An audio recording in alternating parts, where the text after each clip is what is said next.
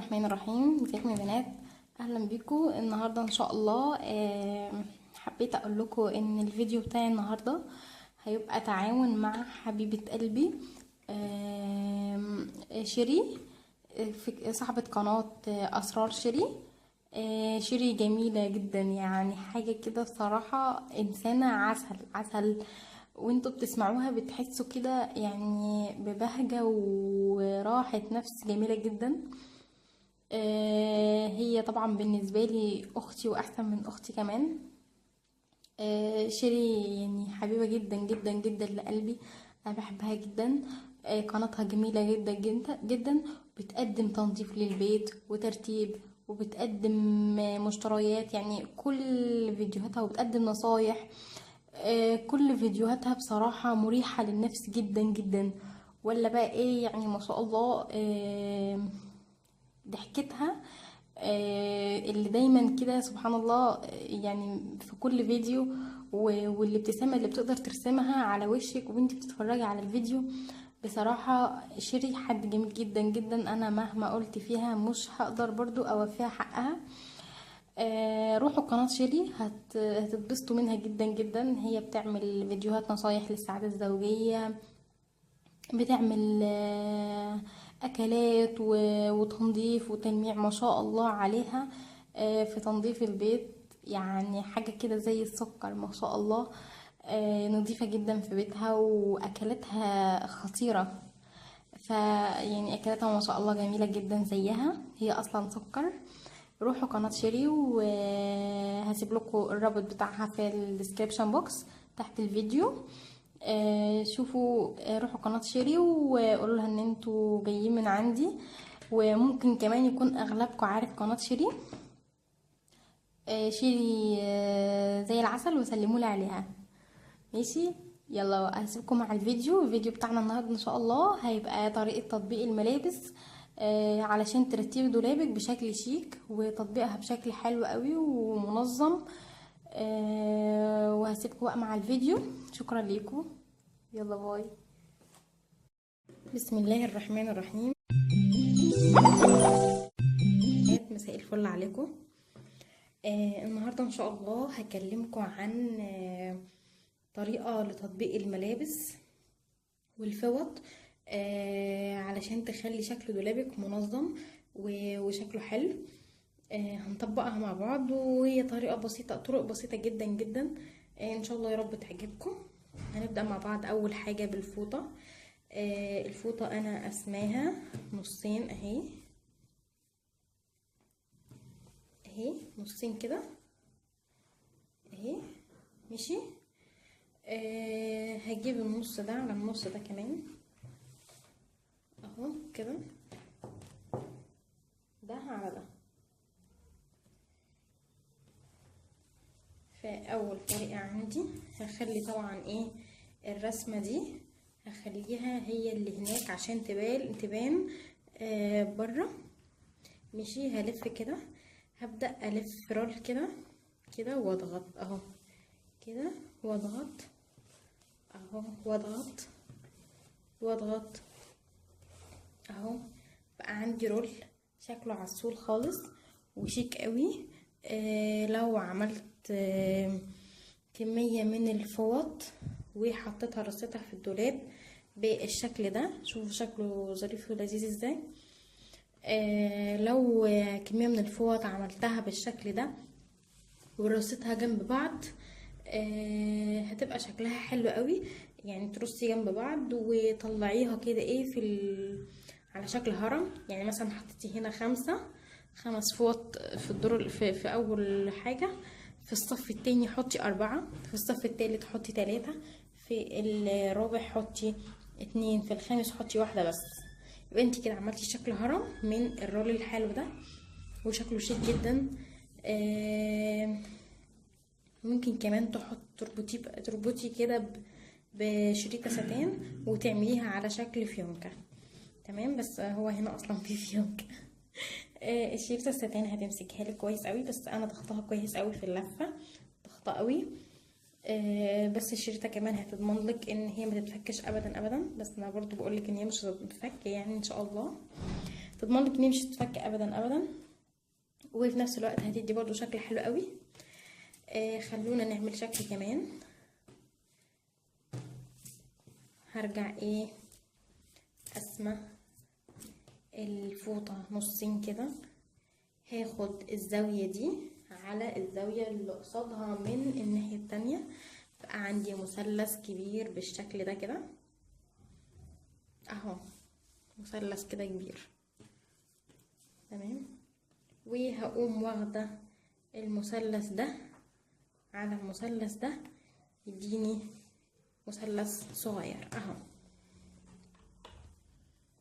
يديني الشكل ده كده تمام. شوفوا شكله حلو قوي. ممكن تحطوا تعملوا كذا واحدة برضو، كذا فوطة بالشكل كده بالشكل ده كده، وترصوهم فوق بعض، او ترصوا ان انتي مثلا عندك الفوطة دي كده وترصي واحدة كده وواحدة كده، يبقى الراس بتاع الزاوية كده دي هنا كده، وزاوية تانية الناحية دي، تبقى مثلث ماشي كده وماشي كده تمام. تعملي كده دي كده، وواحدة المثلث بتاعها هيبقى جاي من هنا كده. ده كده شكل تاني. ممكن تعملي الشكل ده كده وتحطيه، وتعملي اتنين فوطين، تعمليهم رول زي اللي عملناها اول واحدة. تعملي اتنين رول، تحطي واحدة كده وواحدة كده عكس الاتنين كده، عكس بعض الاتنين كده بالطريقة دي على المثلث اللي انت عاملاه ده، برضو هتدي شكل شيك قوي قوي قوي للدولاب تمام. دي كده التطبيقة التانية. دي كده تطبيقة الفوط. تعالوا بقى نشوف دي كده اول حاجة معانا. بعد كده هشوف تطبيقة البيجامات. معايا بيجامة شتوي، هفردها بس اوريها لكم. بيجامة الشتوي اهي. بصوا انا مش هتني من هنا خالص، هخليها هي فيها زعبوط اهو ماشي. هخلي الزعبوط ده كده، والبيجامه اهي. هقوم تانية كده حاجه بسيطه، علشان البيجامه دي لكرة يعني او اللي هي الفيزون، بس الفيزون التقيل قوي، ف يعني عشان تاخد البنطلون معايا. وهاخد برضو تانية كده من هنا اهو، واظبط الكم كده اهو، واقوم حاطه كده اهو تمام اهو. ظبطت كده معايا. هقوم جايبه البنطلون التانية العادية خالص، التانية العادية خالص، بس هتنيه تانية كمان اهو، يبقى كده. هقوم حطها هنا كده ماشي اهو في نص البيجامة كده، وهروح واخدة دي عليها كده اهو كده ماشي، واقوم جاية كده كده اهو وكده، واخدة الزعبوط ده كده اهو.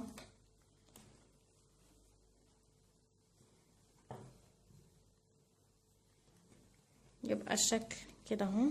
ادخل بس ده كده، يبقى الشكل كده اهو. في شكل تاني.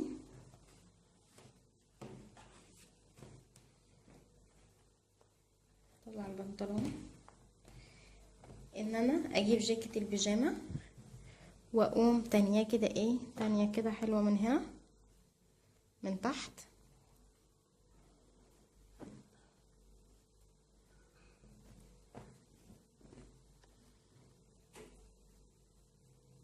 اهو كده ماشي. تنيته اهو، عايزه بس اظبط دي زي دي اهو بس كده، واقوم واخداها كده تانية كده برضو حاجة بسيطة اهو، وظابطة الكم كده وجايباه هنا كده تمام. واخد دي كده اهو برضو، والكم برضو اظبطه اهو كده، احطه هنا كده. تمام. الزعبوط بقى، احنا شفنا كده عملنا ايه تحت في البيجامه. الزعبوط بقى هعمل فيه ايه اهو، هظبطه كده اهو كده. بصوا عملته ازاي اهو كده. مش عايزه اي حاجه فيها يعني تبقى مكلكعه، بس كده اهو. تمام كده البيجامه باينه كلها اهي. هجيب البنطلون بنفس التانية اهو، واقوم حطاه هنا كده ماشي اهو على الزعبوط، واقوم واخده كده كده وتانية كده، وهلف التانية دي اللي انا تنيتها من تحت في البيجامة، هلفها كده ايه على البيجامة كلها اهو. بقت معايا البيجامة بشكل ايه، بشكل مستطيل اهي. بقت معايا بالشكل ده كده. تحطيها كده وترصي عليها باقي البيجامات. في شكل كمان لو عاوزة تعمليها رول، نفس الخطوات بتاعت اللي عملناها في الاول، هي نفس التانية من تحت وكل حاجة، بس البنطلون اهو تانية اهو عادي خالص.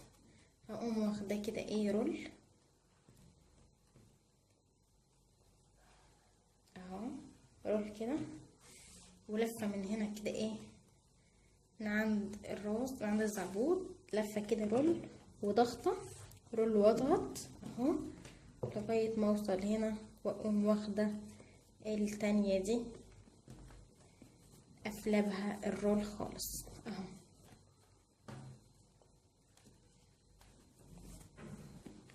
بس كده اهي بقيت شكلها منظم خالص معايا، وشكلها حلو بصراحة، شكلها حلو قوي.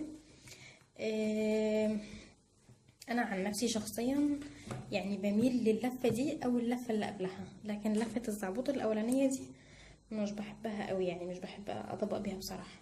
تمام كده شفنا 3 لفات للبيجامة. معايا بقى البادي الكارينا.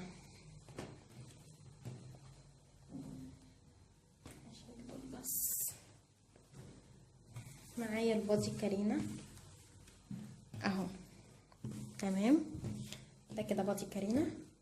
هقوم تانية برضو من تحت كده اهو،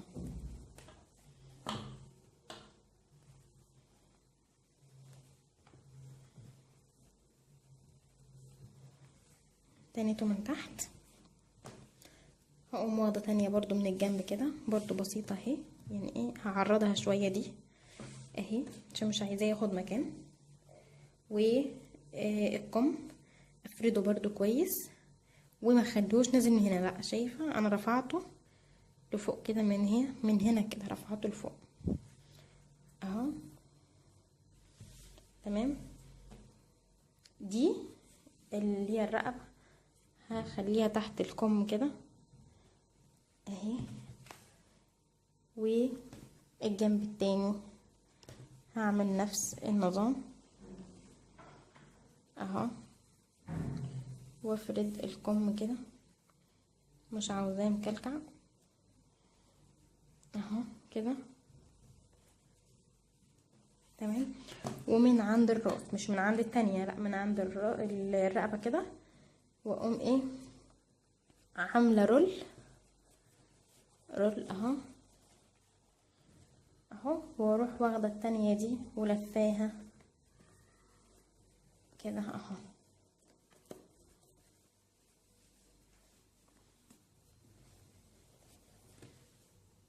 بس كده تمام.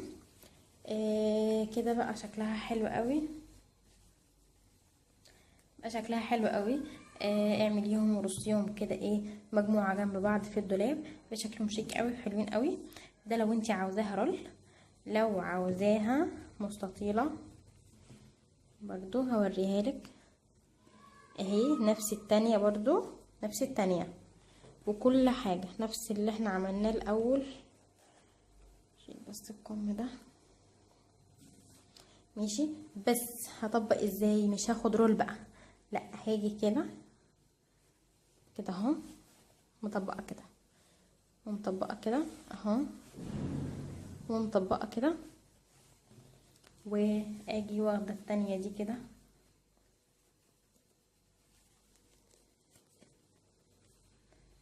بس كده.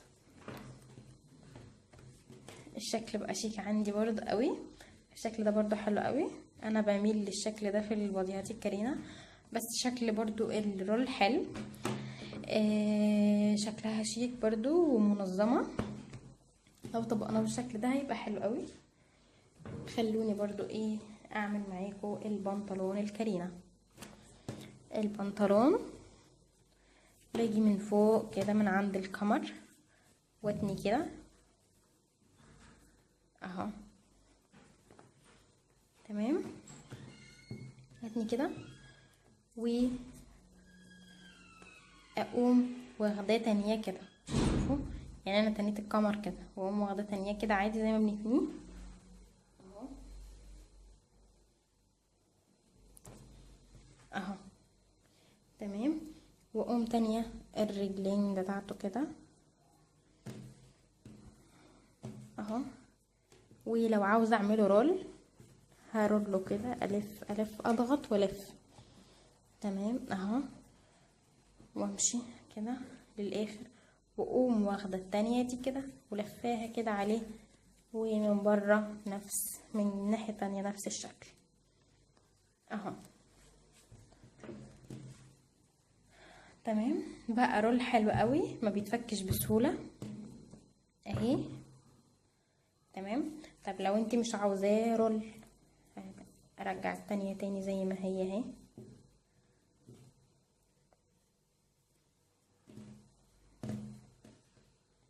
اهي. هقوم تانية كده كده، ما اخدش رولات، لا تانية كده وتانية كده اهو، واخد التانية اللي انا تنيتها في القمر واروح حطها هنا كده اي زوايد ادخلها جوه اهو. الشكل بقى حلو قوي قوي وشيك ومرتب وبرده ما بيتفكش بسهولة اهو، تمام. ان شاء الله يا رب الفيديو يكون عجبكم. الطريقة دي تقدروا تطبقوها في كل ملابس الاطفال، بس انا للاسف ما عنديش لبس اطفال. لو عندي ملابس اطفال كنت والله وريتها لكم، بس ما عنديش. بس هي نفس الطريقة تقدروا تطبقوها على ملابس الاطفال وتنظموا دولاب الاطفال بيها، وتنظموا دولابكم. واشوفكم في فيديو جديد ان شاء الله. وكانت معكم اسماء من قناة ست البيت، والسلام عليكم ورحمة الله وبركاته.